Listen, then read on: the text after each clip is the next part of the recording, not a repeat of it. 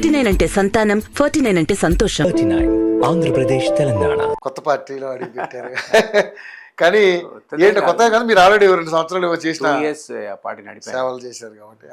అదే తెలంగాణ మూవ్మెంట్ అప్పుడు active participation ఉండింది. ఆర్ఎల్డీ చాలా పోరాటం RLD ఇక్కడ రాష్ట్రీయ చేసింది. దాంట్లో మేము ఒక కార్పొరేటర్ మా బీఫామ్ మీద గెలిపించుకున్నాం, 2 సర్పంచ్ని గెలిపించాం. తెలంగాణలో కొత్త పార్టీ అయినా కూడా అవును అది మామూలు విషయం కాదు. అవును. అప్పుడు చేసి కూడా తెలంగాణ ఏర్పడిన తర్వాత దాని రిలవెన్స్ కూడా తగ్గింది. మాకు పెద్ద షేర్ రాలేదు. 20 సీట్లు కాంటెస్ట్ చేసాము.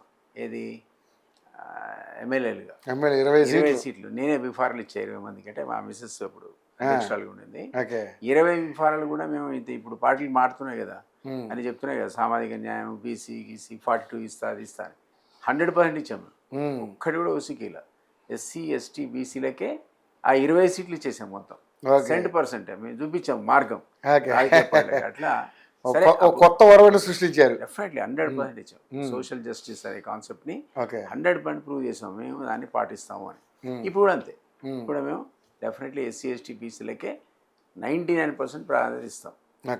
తప్పనిసరి పరిస్థితి ఉంటే ఎక్కడైనా 1-2 సీట్లు ఇస్తాం. కానీ రాబోయే 3 ఏళ్ల తర్వాత వచ్చే ఎలక్షన్స్లో మాకు హోప్ఫుల్లీ అలయన్స్ బీజేపీతో ఉంది, ఇప్పుడు ఉంటుంది. ఎందుకంటే ఆయన కేంద్రంలో మంత్రి, మా పార్టీ అధ్యక్షులు జయంత్ సింగ్ అనేవాడు ఆ పార్టీ ఆర్ఎల్డీకి అధ్యక్షుడు, ప్లస్ ముందు చరణ్ సింగ్ మాజీ ప్రధానమంత్రి. ఆయన తర్వాత ఆయన చనిపోయినాక కొడుకు అజిత్ సింగ్ గారు నడిపాడు. మనకు తెలంగాణకు 10 సార్లు వచ్చాడు. ఆయన పార్టీ నడిపాము. ఎన్నో సందర్భాలు 5 ఎంపీలు పార్లమెంట్లో తెలంగాణ కావాలని డిమాండ్ చేసి అద్భుతమైన స్పీచెస్ ఇచ్చారు.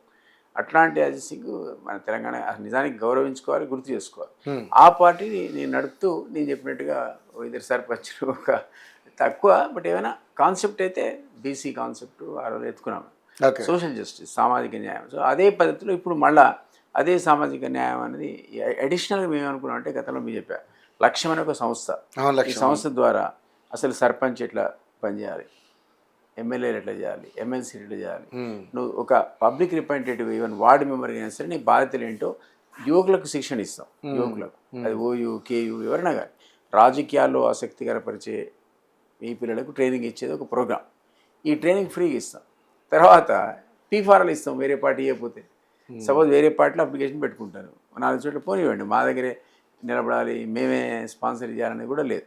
వేరే పార్టీలో ఒకవేళ వాళ్ళకి సీట్లు రాని పక్షంలో మేము సీట్లు కూడా ఇస్తాం మా దగ్గర. ఇదే సోషల్ జస్టిస్ కాన్సెప్ట్ మీద. కాబట్టి ఎందుకు ఇదంతా అంటే తెలంగాణని తెచ్చుకుంది ఒక ప్రత్యేకమైన కోరికతో. కానీ మీరు ఒక తెలంగాణ వాదిగా, ఒక తెలంగాణ ఉద్యమకారుడిగా, తెలంగాణలో ఎంతోమంది నాయకులకి ఆంతరంగిక సలహాదారుడుగా పనిచేసినటువంటి నేపథ్యం ఉంది. పైగా మాజీ ఎమ్మెల్సీ మీరు పెద్ద పెద్ద వాళ్ళకు మీ గురించి అందరూ తెలుసు. Graduate MLC. కానీ మళ్ళీ ఎందుకు అంటే ఒక వేరే అంటే మనకు సంబంధం లేనటువంటి పార్టీలో నేను ఎందుకంటా అంటే ఇప్పుడు ఉన్నటువంటి పార్టీ కాంగ్రెస్. సరే కాంగ్రెస్ ఉన్నారు. మనం 10 ఏళ్ళు తెలంగాణ వచ్చిందని మేము మొదటి 2 ఏళ్ళు మాట్లాడారు బీఆర్ఎస్ గురించి. మాట్లాడలేదు. అందరం కొట్లాడాం. క్రెడిట్ ఆయనకు వచ్చింది, ముఖ్యమంత్రి అయ్యాడు. తప్పే ఉంది పాప, ఆయన స్టార్ట్ చేశాడు ఆ ఉద్యమాన్ని. ఫలితం అంతా ఆయనకే మూట కట్టుకొని 5 అన్నట్టే పోయింది. ఏం పట్టించుకోలేదు. 2 ఏళ్ళు మేము మాట్లాడేవాడు. ఆ తర్వాత చూస్తే అది కుటుంబ పరిపాలన. కేవలం 5 మొత్తం రాజ్యం వేయలేరు. లక్షల కోట్లు సంపాదించారు, లూటీ చేశారు. తెలంగాణ తెచ్చుకుంది ఈ కుటుంబాన్ని బాగుపరచడానిక. సో మేమంతా మళ్ళీ మారడం మొదలుపెట్టాం. దించాలంటే సాధ్యపడలేదు. చాలా పెద్ద హెర్క్యూలియన్ టాస్క్ అయ్యి చివరికి చూస్తే బీజేపీ కొడుతుందేమో అని ఆ పార్టీలో కూడా ఉన్నాం. శ్రీరా బండి సంజయ్ 7.5 ఏళ్ళు పనిచేశారు. అది కొలాప్స్ అయింది బండి సంజయ్ పోయినాక. వాళ్ళతో కాదని తెలిపోయింది. ఏం చేయాలి మరి? అప్పుడు పార్టీలు మారారు. దిలీప్ కుమార్ గారు అంటే నేను ఎమ్మెల్యే సీట్ కోసం పోయానా, ఎంపీ సీట్ కోసం పోయానా, చైర్మన్ పదవి, నేను అదే అడగబోతున్నా.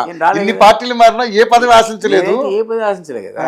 పార్టీ వారి ఒక పాలసీ మీద ఇబ్బంది కలిగితే ఇట్లాంటి ఇప్పుడు మీరు అన్నట్టు ఒక ఇబ్బంది 1.5 ఇయర్ ఆ తర్వాత చూస్తే కాంగ్రెస్ లేచింది.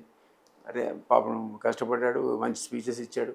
ఇక బీజేపీ లేదు కాబట్టి వాళ్ళని దించాలనుకుంటే ఎవరు అంటే కాంగ్రెస్ అని కనపడేది. మరి తీసుకొస్తే ఈయన కూడా పర్ఫెక్ట్గా పరిపాలించాలి కదా. తెలంగాణ ఆకాంక్షలు గౌరవించాలి. తెలంగాణ సోయి ఉండాలి. అసలు ఉద్యమ ద్రోహులకును అప్పుడు ఎట్లయితే మనం అన్నాం ఉద్యమ ద్రోహులకు మంత్రి పదవులు ఇచ్చారని, ఇప్పుడు కూడా ఉద్యమ ద్రోహులే. ఇప్పుడు కూడా తెలంగాణ సమైక్యవాదులే. ఒక సగం మంది ఆ క్యాబినెట్లో 5 తగ్గకుండా సమైక్యవాదులు, ఉద్యమ ద్రోహులు, మనం తుపాకులతో కాల్చిన వాళ్ళు మంత్రులు ఉంటారని దీనికోసమా మేమంత ఉద్యోగాలు రాజీనామా చేసి 10 ఏళ్ళ సర్వీస్ వదులుకొని ఓ 17 సార్లు అరెస్ట్ అయింది. నేను 69 ఉద్యమంలో లాఠీ దెబ్బలు తిన్నా. వీళ్ళెవరు పుట్టుండరు పాపం. ఇప్పుడు మంత్రులు ఉన్నవాళ్ళు కానీ ముఖ్యమంత్రి కానీ డెఫినెట్గా పుట్టుండాడు.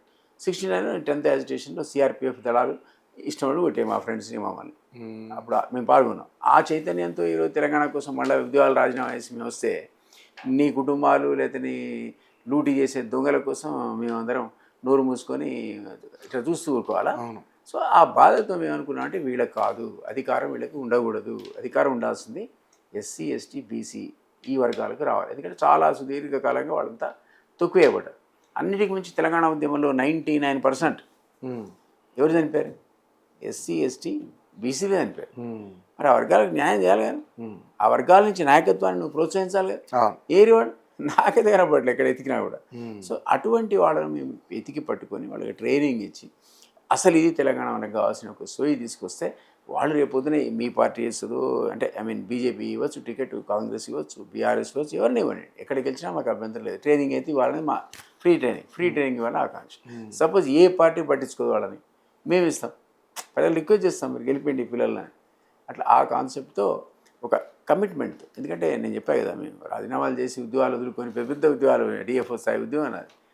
అట్లాంటిది ఎందుకు వదులుకున్నాను నేను అంటే తెలంగాణ మాకు కావాలి, మా నిధులు మాకు కావాలి, ఇది మేము అనుభవించాలి, మా పిల్లలు అనుభవించాలి, ఇది ఒక సామాజికత కానీ మాకు ఒక కాన్సెప్ట్. అది ఈరోజు జరగట్లేదు. జరగకపోతే మరి ఎట్లా టాలరేట్ చేయాలి, ఎట్లా ఊరుకోవాలి చెప్పండి మీరు. ఇవి చెప్దామని పోయా సీఎం దగ్గరికి. మరి అనుకుని ఉండొచ్చు దిలీప్ అన్న వచ్చిన పెద్ద పదవి అడుగుతాడు అనుకున్నాడో ఏం పాడు, మనకు తెలియదు. ఆయన మనం విలువలేదు. వెయిట్ చేసాం, 3 నెలలు చూసాం, 4 నెలలు చూసాం.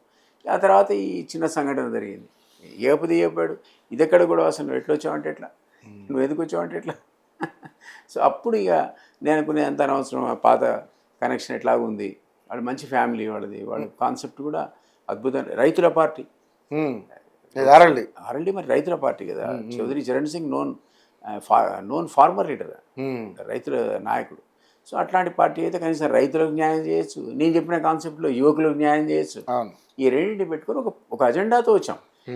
ఈ రాత్రి దిలీప్ కుమార్ నేను కాంటెస్ట్ చేసి కూడా లేదు. I don't want to contest. నేను మళ్ళీ ఎమ్మెల్యే అయ్యేది లేదు, ఎంపీ అయ్యేది లేదు, మంత్రి అయ్యేది లేదు.